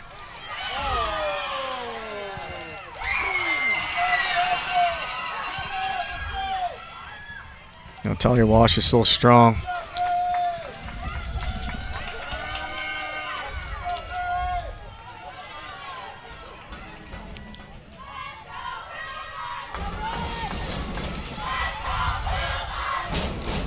Perry trying to find an attack. The pass by Lujan is just a little bit too long.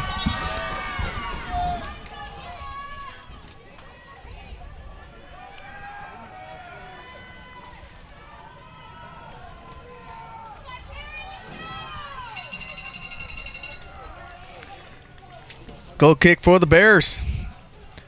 2 minutes and 39 seconds left in this game.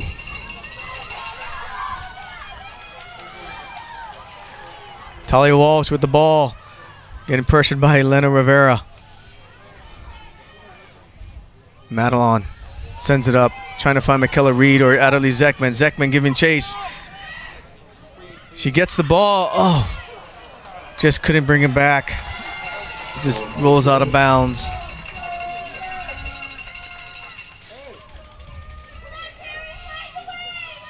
You know, the ball has been on Basha's side of the field. We just cannot finish, obviously, but just can't get the rhythm going. We had a couple opportunities with the cross by Reed, but we just couldn't find someone on the backside to finish that ball. Basha is immediately finding a player and putting a body on a player every single time. Yep. It's tough play there as Basha's trying to continue on, but that is, it's like a painful ankle. Naomi Wells hobbling off the field.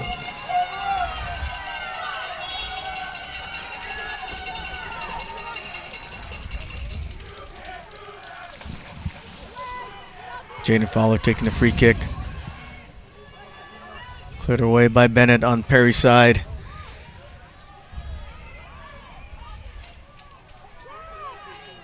Again, impeding the speed all night long. Bash been able to do it, is now with the chance on this end. Most people we've seen down here all game on the offensive side for Basha is they're going to try to take some chances now. Yep. Why not?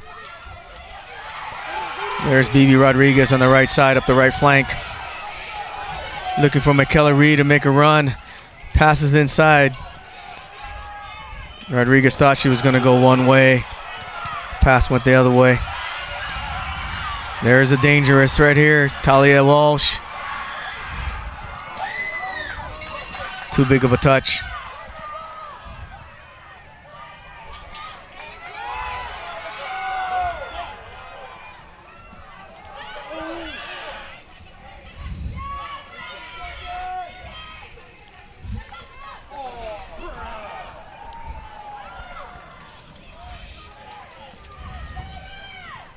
And it looks like we're going to, yep, and we do. We're in the first overtime period, still locked at zeros. You wonder why now, well, you look at Perry. If Basha is just physically beating them up, like if it's just now taking a toll on Perry. You know, it's not, it seems like Perry just are taking off of their game a little bit, you know, they're, I don't know. I mean, yeah, it's the frustrating part is that you keep, like we said earlier, is that the longer this thing goes, the more power that Bash is going to gain as the game goes on. And they definitely have taken the fight to Perry, and not sure if Perry's made the adjustment to what Bash has been doing to him. And so that's the hard part. I mean, you've really got to realize what they're trying to accomplish on the defensive side and change up a little bit what they're doing and try not to be so fine and try not to get in such a clean shot and take a right. Well, you and I have both been coaches before, right? So in this situation, what would you tell Perry right now? Well, as a coach, what would you say to your players right now? Well, the hard part for them is, and they're doing a good job of it, you can tell there's frustration, but they're not going at each other yet. And that's the hard time being the top seed, is that the expectations sometimes start to put a little bit of pressure on you, and it can manifest in some bad ways if you're not a good team. And so they've been able to keep it together, and they need their leaders right now to step up. The coaches at this point really can't do anything. Right. It's got to come from the senior leaders to say, right, I'm going to take over and put this thing out of reach. And so if it doesn't come internally right now, that's where you're in trouble, and that's where the good teams win and win state champions. It's come from the senior leaders on the team take control of these situations. Don't rely on the coaches. Right. And on the Basha side of it, I'm sure Coach Johnson is saying, do what you guys are doing. Put the pressure on. You know, be physical. I mean, that's what's working for them tonight. I just got a text message from a buddy of mine. Hamilton lost to Liberty 3-1 in the first round of the state tournament. So, I mean, I guess it's a little bit of a shocker, but we knew Liberty. I mean, in the regular season, Liberty beat 11 Hamilton. seed. Yeah, that's a shocker for sure. Defending state champion bowing out in the first round, right? Or did they win state last year? It was Chaparral. Chaparral again. did. But Hamilton was the runner-up. Runner-up, okay. Defending runner-up, then going out in the first round, and now I've got my kid's principal. His daughter actually plays on that team. She's the backup goalie up there. So. Oh yeah. So Hamilton's out. They won't be making a trip back to the state championship, and we're looking here at Basha and Perry. We're in the second overtime. This is the end. We've gotten a little bit more looks, so hopefully, I think it goes downhill this way. How'd you know? Did you go out in the field and get a level or something? This field was so bad when we opened this school. You remember that? I do too. Gigantic rocks everywhere out there. Be standing at football practice and just pulling up boulders out of the ground. Well, it really didn't improve until the Cardinals donated the grass. Yeah. What is that, 10 years in, 8 years in into in the school's history there? Emily Bennett has some room. And right there, Adderley Zekman was trying to make a diagonal run. Emily Bennett tried to slip it to her. Well played again by Basha. It's almost like watching a good rebounder that instead of worrying about where the ball is, they're worrying about where their man is, and Basha's putting a body on their man and letting the ball do what it's going to do. Doing a great job tonight. No, you just don't want to make a mistake, either side. You don't want a big mistake to cost your team. Talia Walsh has some room. Slips it. Defended by Vigil.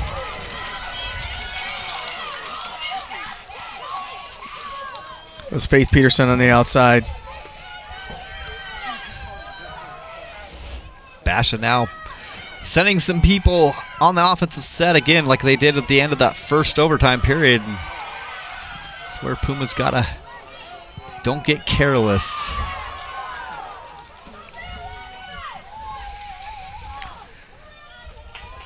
I don't know if it's one of those things where was Perry not expecting Basha to come out this way. I mean, you're looking at, and there's Megan Hedger coming down the outside, trying to slip past the defender. She does. Has room to make a cross. She does. It goes out of bounds. It'll be a goal kick. Oh, last touch by Basha, so it'll be a corner kick for the Pumas. So it was a great opportunity right here for the Pumas. Joey Lujan with the corner kick. You got Hedger, Bennett, Zekman, Palace at the top of the box. It goes to the backside. And it's a goal! Ball bouncing around in the box. I think it was Emily Madelon with the shot. Finally able to convert. There it is. Emily Madelon with the goal. Ball ping-ponging around. Looked like Zekman had a shot. It looked like Bennett had a shot. Basha trying to play fast, but clock does stop here, and Puma's got an injured player, but ball bouncing around all over the place, bodies all over the ground, and finally the ball bounces the Pumas' way. They're able to convert, take a 1-0 lead here with just 7:15 left.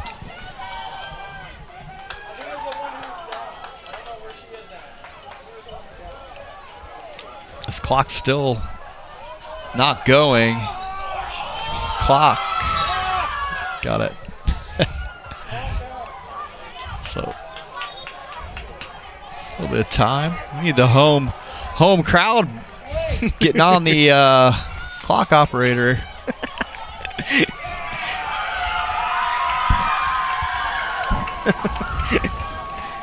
Hey, it's a tough job. a lot going on right there. Yeah. Trying to figure out who scored the goal, who was injured. Yeah. Now I got to hit start on the clock. Looking at your roster, trying to find the number. It's just one of those. Hey, I've been in that situation before. Crowd yelling at you.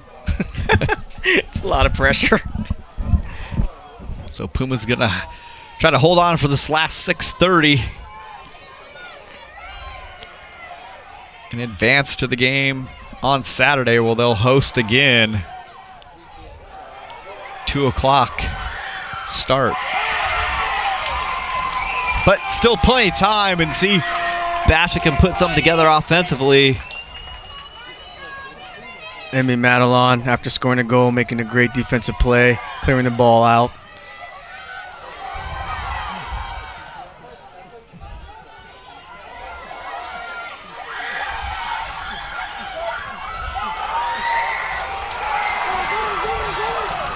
Zachman tries to control the ball.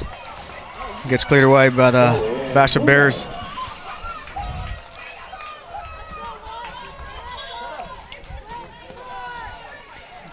Now you got the life and the back into the Perry Pumas after that goal.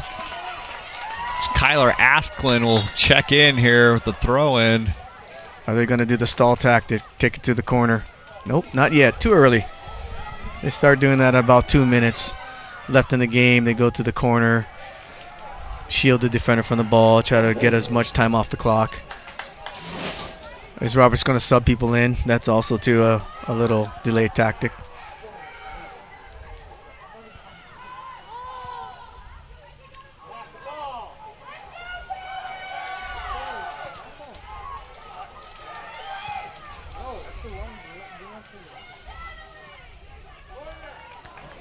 We are throwing for the Bears. Bears with the throw. Less than 5 minutes left to play. Can the Pumas hang on?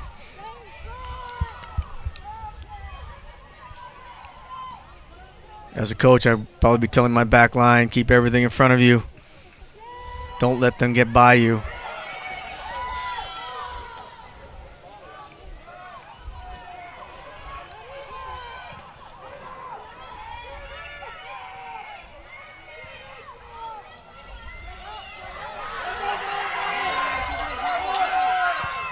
Got some fresh legs back there. With Asklin in the game, put some pressure on the Basha defender. Pumas. There you go.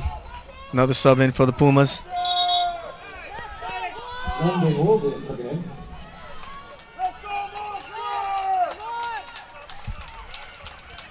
Referee's telling the Puma coaches that he's going to stop the clock when the Pumas start subbing. So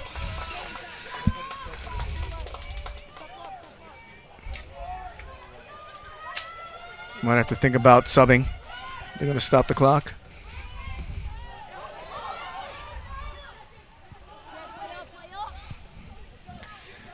Now you'll see more of a offensive attack on the Basha side. They're going to start pushing the ball forward. You know, less than 4 minutes left. You got to start pushing the ball forward.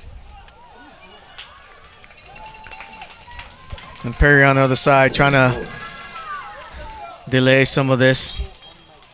Not delay, I'm sorry. Knock off some time off the clock.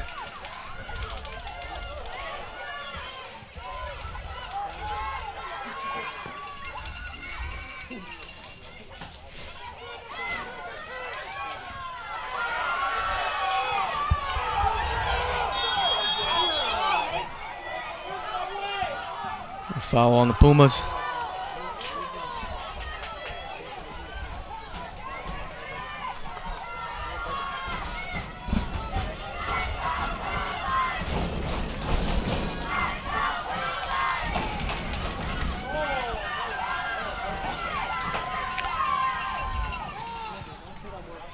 Now you start seeing a little bit of urgency on the Bears part of it, trying to make something happen.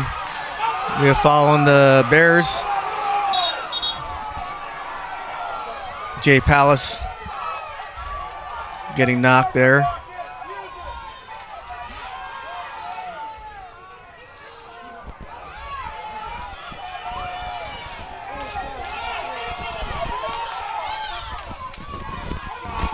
Referee is saying stop the clock, so she has to come out.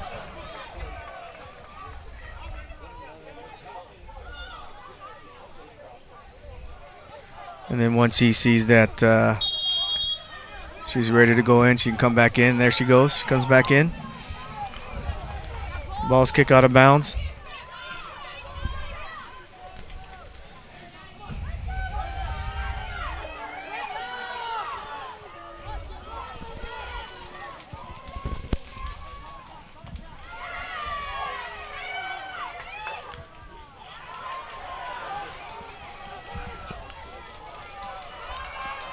Now Basha has to start thinking about bringing numbers up on top, you know. Bash with another player down on that far end and stop the clock yep. again. 154. So now, you know, Basha will probably look at loading the box a little bit more, getting a lot of players in the box, give them an opportunity to try and score, or maybe even get a penalty in the box, like a handball.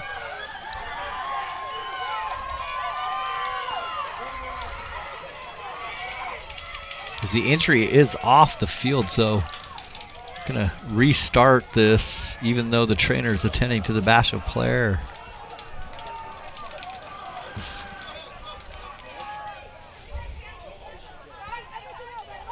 Looks like they're Perry subbing in a player, Haley Reed, coming in. Rivera coming out.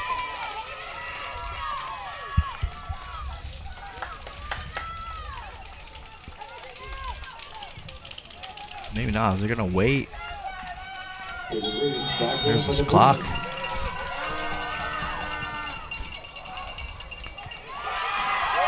Free kick goes out of bounds. Not what That you was the want worst for case scenario, yeah, right? Yeah. That's what you don't want that as a team that's trying to get a goal. You want to give your team a chance. Unfortunate there. Time runs off as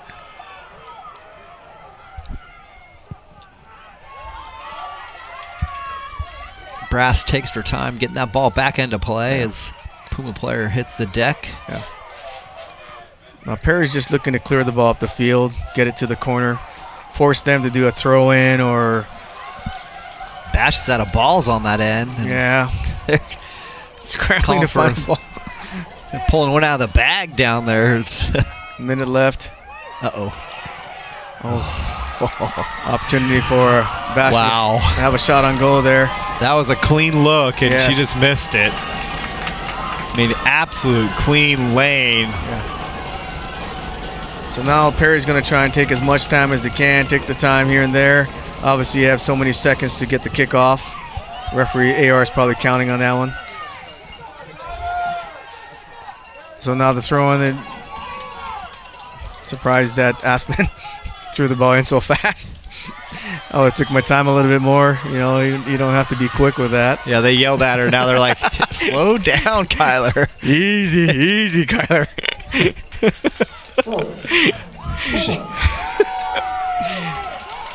Oh, 13 seconds left. It looks like Perry will advance to the next round. Quarterfinal game on Saturday.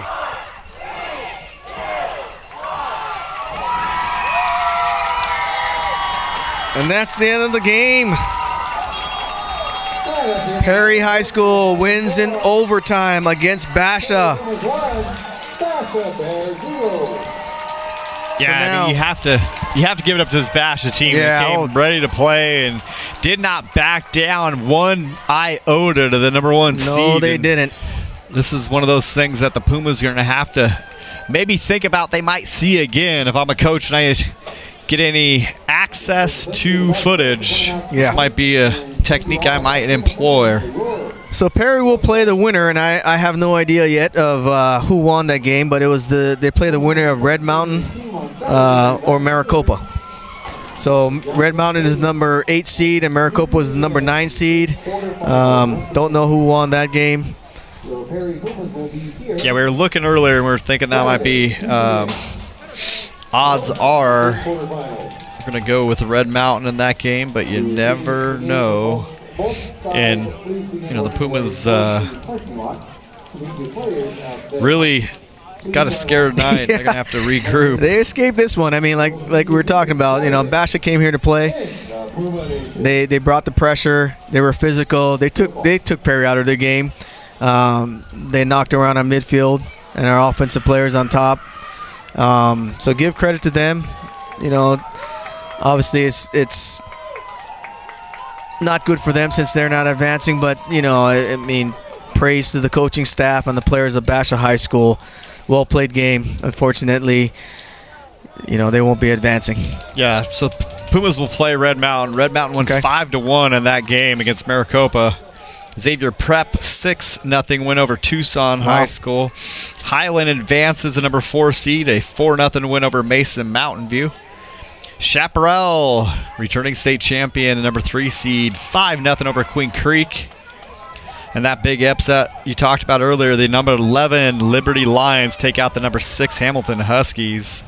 Saturday O'Connor, another team that up in that north side of the valley, takes out the number 7 seed Desert Vista with a 4-2 win. And Pinnacle, the number 2 seed on the other side of the bracket, advances 3-0 over Desert Ridge. Yeah. Whew. All right, so Saturday you'll see that game on the NFHS network. I can never say that one right, as the Pumas able to advance, but we get to give our kudos again to this Basha Bears team for fighting mightily all night and putting up a very, very tough competition, not playing anywhere near like a 16 seed. So that's it for us tonight from Perry High School. For Grant Woodford, Diego Gallo on camera, as he gives me a little fist bump, just turned 17, and Jacob Henley down there as well. Good night. We will see you tomorrow night for boys basketball as the Pumas take on the Pinnacle Pioneers live from Perry High School.